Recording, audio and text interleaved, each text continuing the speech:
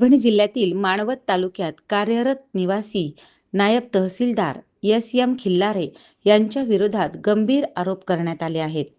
सोनकांबळे यादव धोंडबा यांनी महसूल विभागीय आयुक्त आणि जिल्हाधिकारी यांना निवेदन देत खिल्लारे यांच्या दिव्यांग प्रमाणपत्राची सखोल चौकशी करण्याची मागणी केली आहे.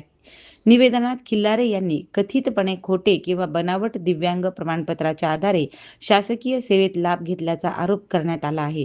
या प्रकरणाची उच्चस्तरीय वैद्यकीय चौकशी करून दोषी आढळल्यास फसवणुकीचा गुन्हा दाखल करून सेवेतून बडतर्फ करण्याची मागणी करण्यात आली आहे.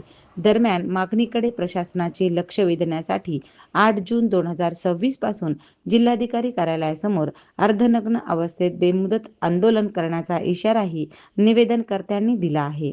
या प्रकरणाकडे आता जिल्हा प्रशासन कोणती भूमिका घेते याकडे सर्वांचे लक्ष वेधले आहे.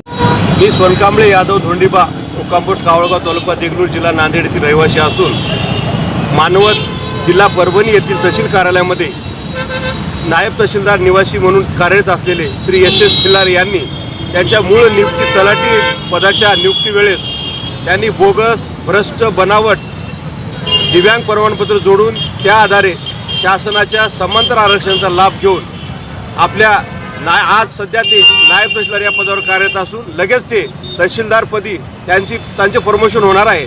त्यांच्या खोट्या व बोगस दिव्यांग प्रमाणाची चौकशी करून त्यांना शासन सेवेतून बडतर्फ करून त्याच्यावर गुन्हे दाखल करण्याच्या मागणीसाठी मी आजपासून बेमुदत अर्धनग्न अवस्थेत माननीय जिल्हाधिकारी साहेब जिल्हाधिकारी कार्यालय परभणी यांच्या कार्यालयासमोर बेमुदत आमरण उपोषण बसत आहे.